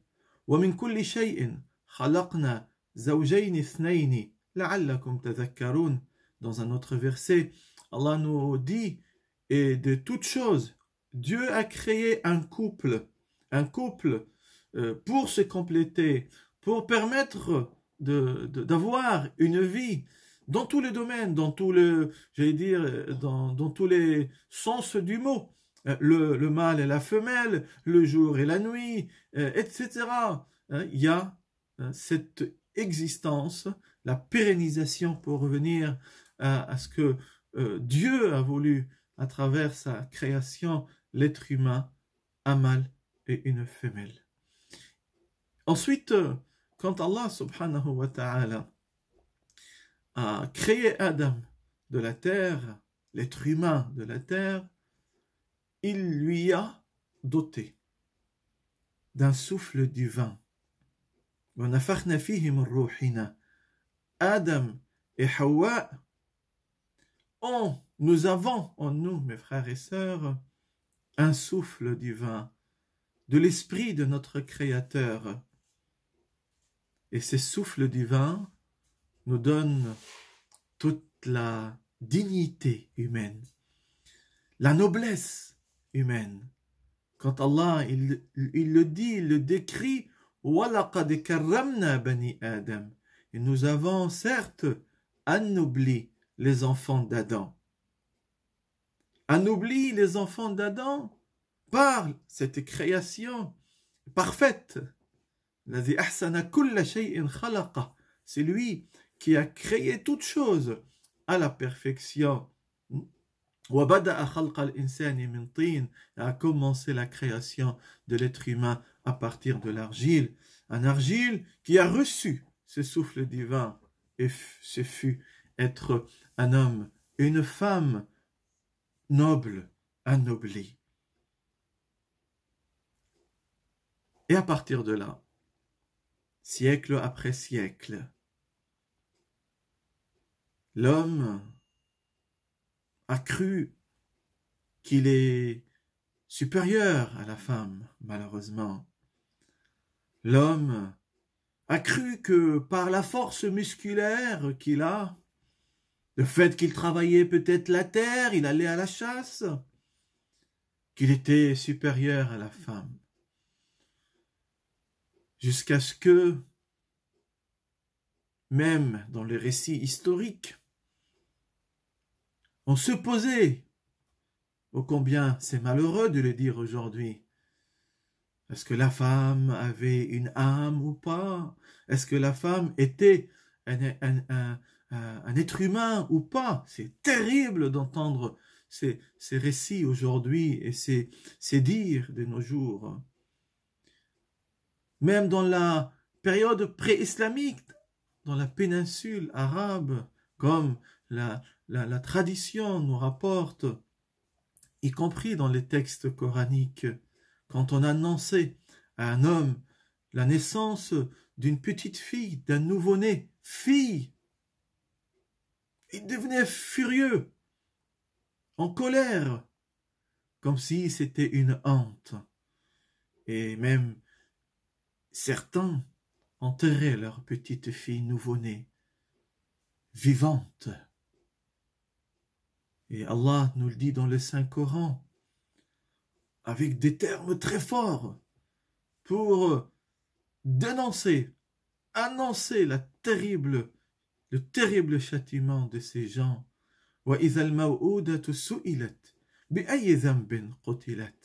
Lorsque ce nouveau-né, cette fille nouveau-née sera interrogée. Mais de quelle faute avait-elle été enterrée vivante? Est-ce que parce que tout simplement parce qu'elle était fille? Et Dieu là nous interpelle dans le Saint-Coran que ces gens auront un châtiment terrible. Et bien d'autres choses malheureusement qui se faisaient. Les gens pensaient. La femme ne pouvait pas avoir des biens, une propriété privée. Même certains faisaient hériter leurs épouses ou en tout cas leur maman dans les objets qu'ils font hériter à leur descendance. Des ténèbres, une ignorance terrible, un obscurantisme incroyable, jusqu'au jour où Dieu, par la révélation de l'islam, rappelle sa volonté de l'existence de l'homme et de la femme, l'égalité entre l'homme et la femme, une égalité absolue en matière d'être humain, en matière de noblesse, en matière de place sur terre, en matière d'adoration, en matière de récompense, à tout le niveau. Dieu subhanahu wa ta'ala nous rappelle pour prendre et pour commencer par un verset, un grand verset, en matière d'adoration par exemple, de place et de valeur au niveau de la religion. Dieu s'adresse « Innal muslimina wal muslimati, wal mu'minina wal mu'minati, wal qanitina wal qanitati, والصادقين والصادقات والصابرين والصابرات والخاشعين والخاشعات والمتصدقين والمتصدقات والحافظين فروجهم والحافظات والذاكرين الله كثيرا والذاكرات أعد الله لهم مغفرة وأجرا عظيما. Certes, il nous dit Allah, les musulmans, les musulmanes, les croyants, les croyantes, et c'est incroyable, la précision au masculin, mais surtout au féminin. Il aurait pu intégrer, comme ça se trouve dans notre langage, intégrer le féminin dans un terme global, en apparence masculin. Mais non, Dieu a voulu absolument spécifier l'importance des musulmanes, des croyantes, des généreuses, de celles qui jeûnent, de celles qui évoquent son nom, de celles qui sont authentiques, véridiques, en le précisant au sens et masculin et bien sûr féminin. À cela, Dieu nous dit à la fin de ce verset, Dieu a préparé, a réservé un pardon immense, une récompense extraordinaire.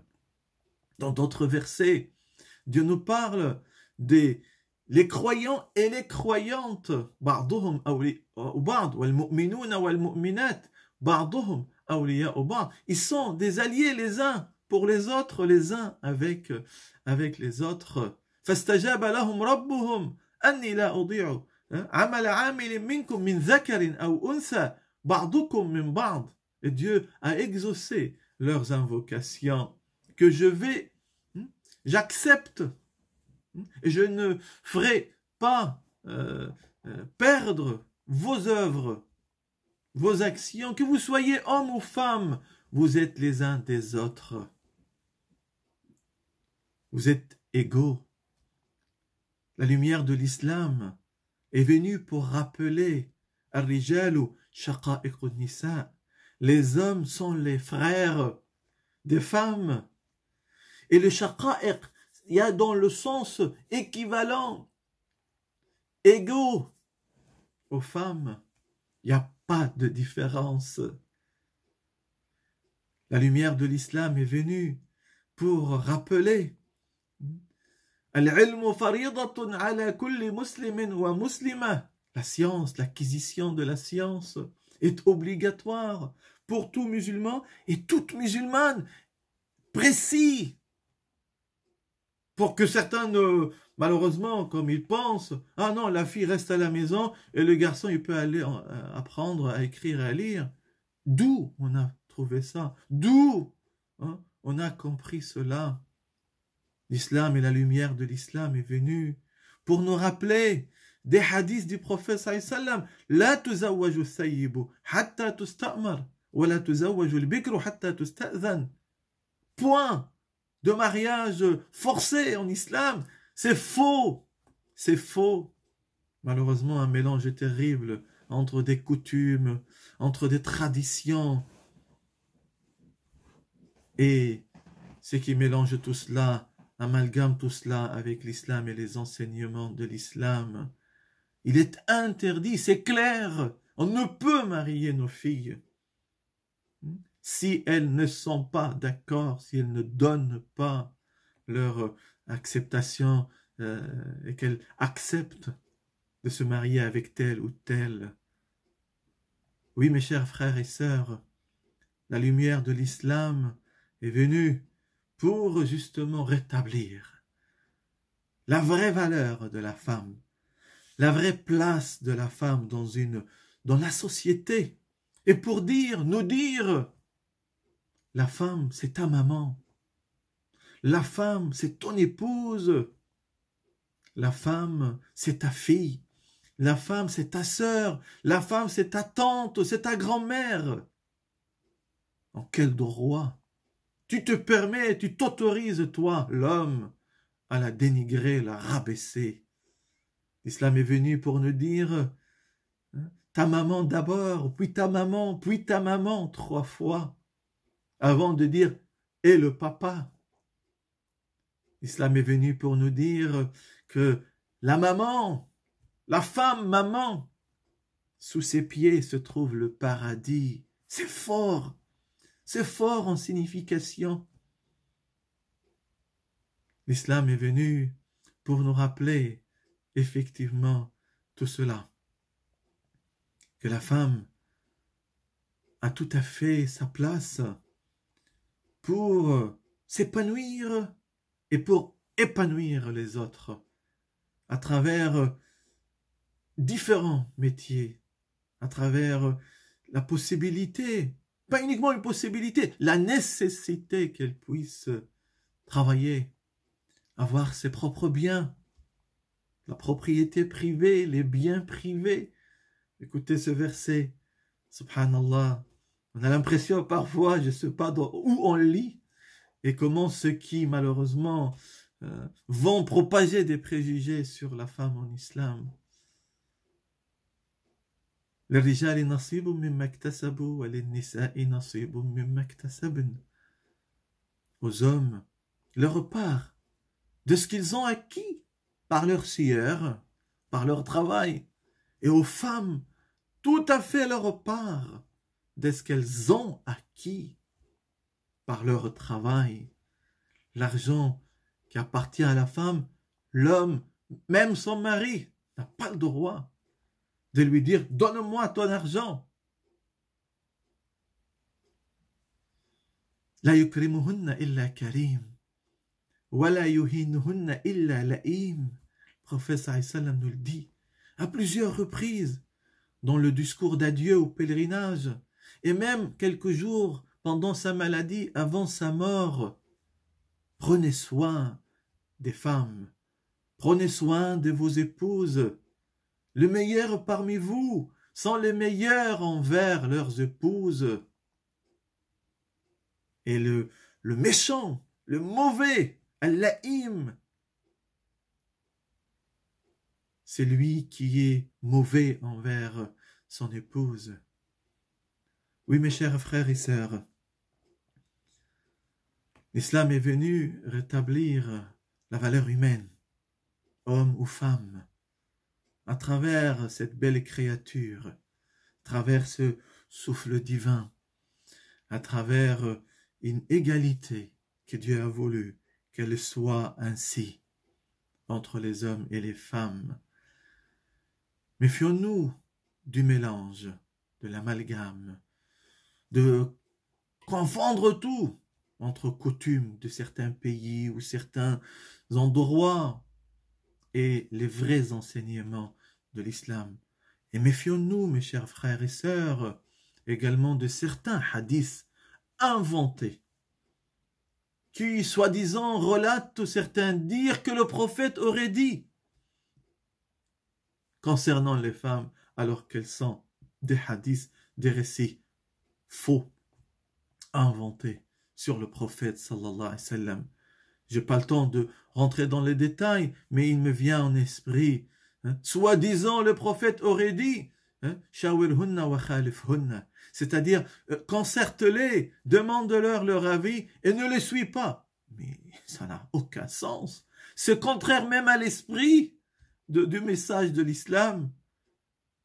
Ça veut dire être hypocrite. Et l'islam et l'hypocrisie ne vont pas ensemble. C'est mentir. Et le mensonge et l'islam, impossible qu'ils vont ensemble. Attention de certains hadiths qui sont inventés sur le prophète sallallahu alayhi wa sallam. Mes chers frères et sœurs, celui qui élève la femme dans le sens élevé, dans le sens lui donner toute la noblesse que Dieu a donnée, et surtout nos épouses que Dieu décrit dans le Saint-Coran, alors là avec des termes extraordinaires. Quand Dieu il parle d'une couverture. Elles sont pour vous une couverture et vous êtes pour eux une couverture. Mais quel descriptif! Et quand il parle, il a créé ومن آياته أن خلق لكم من أنفسكم أزواجا لتسكنوا إليها. Il a créé de vous, pour vous, des époux, des épouses, afin qu'il y ait entre vous une affection, une tendresse. N'est-ce pas en cela? Il y a une sérénité, un apaisement, l'un pour l'autre. Impossible que après cela, qu'on nous dit que la femme est soumise à son époux. C'est faux. Nous sommes tous soumis à celui qui nous a créés d'une manière égale, avec un respect mutuel entre l'époux et son épouse, entre les hommes et les femmes, pour permettre à la vie de se pérenniser sur terre, pour nous permettre à nous tous de vivre en harmonie, ensemble. Chacun a son droit, chacun a son devoir. Oui, les droits de la femme doivent être absolument rétablis. Le droit de l'être humain, globalement, doit être absolument rétabli. Et c'est lui qui aura failli à ces textes, à ces sources, à ce que je viens de vous citer. C'est lui qui aura été mauvais vis-à-vis de la femme, globalement, quelle qu'elle soit, maman, épouse, sœur, etc., etc. Soit c'est un ignorant, soit c'est quelqu'un vraiment dans l'humanité, dans la compréhension de la volonté de Dieu, de son Créateur, n'est pas correct. Mes chers frères, mes chères sœurs, j'étais peut-être un peu lent. Que Dieu vous préserve, que Dieu nous préserve tous, et que la femme retrouve tout à fait sa place. Et je leur souhaite à toutes une excellente fête et une excellente journée de la femme le 8 mars. Wassalamu alaikum wa rahmatullahi ta'ala.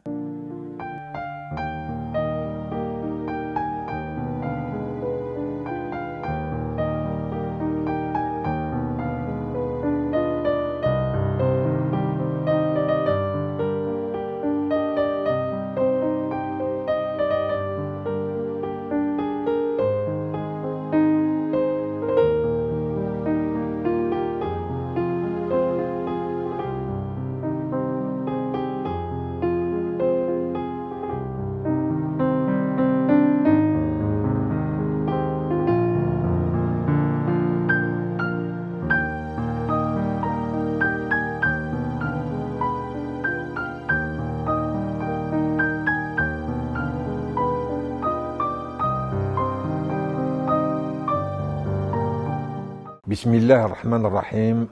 Assalamu alaikum wa rahmatullahi wa barakatuh.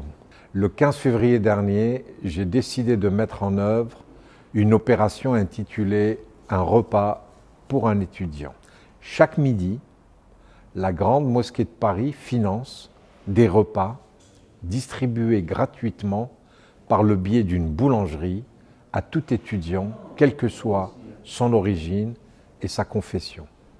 Il faut savoir que face à la crise sanitaire, la situation de nos étudiants est extrêmement préoccupante. Beaucoup d'entre eux subissent l'isolement ou l'exiguïté des chambres d'étudiants.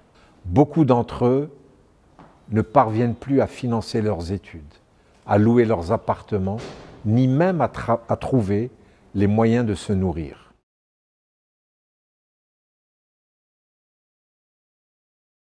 La Grande Mosquée de Paris, il m'a demandé, voilà, il m'a demandé ça. J'ai dit dans ma tête, c'est bien, c'est le moment d'aider les étudiants parce qu'ils vivent des moments difficiles à cause de l'épidémie. Voilà.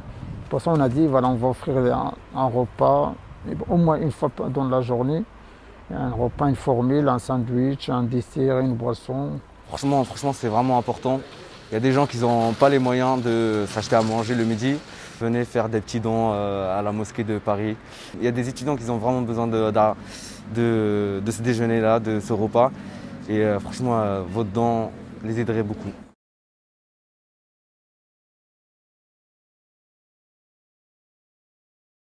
Nous avons le devoir d'aider ces jeunes pour aujourd'hui et pour demain. Il ne faut pas que cette génération soit sacrifiée par la crise que nous affrontons. Il faut savoir que la Grande Mosquée de Paris finance cette action sur ses fonds propres. Elle a aujourd'hui besoin de votre solidarité, de votre générosité, de vos dons, pour qu'elle continue le plus longtemps possible à aider et à porter assistance à ses étudiants.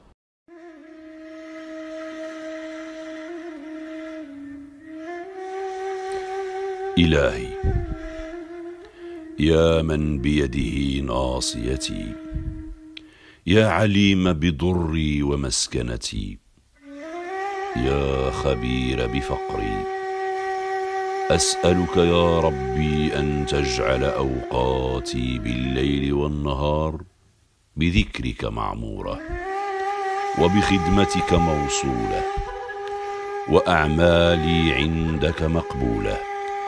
اللهم إني أسألك يا فارج الهم ويا كاشف الغم يا مجيب دعوة المضطرين يا رحمن الدنيا يا رحيم الآخرة ارحمني برحمتك. اللهم لا تؤاخذنا بما فعل السفهاء منا. اللهم لا تعاملنا بما نحن أهله وعاملنا بما أنت أهله. اللهم افتح لنا خزائن رحمتك. اللهم رحمة لا تعذبنا بعدها في الدنيا والآخرة، وارزقنا من فضلك الواسع رزقا حلالا طيبا، ولا تحوجنا ولا تفقرنا إلى أحد سواك، وزدنا لك شكرا وإليك فقرا وفاقة، وبك عمن سواك غنى وتعففا. اللهم لا هادي لمن أضللت ولا معطي لما منعت ولا مانع لما أعطيت ولا باسط لما قبضت ولا مقدم لما أخرت ولا مؤخر لما قدمت. وصل على سيدنا محمد عبدك ونبيك ورسولك النبي الأمي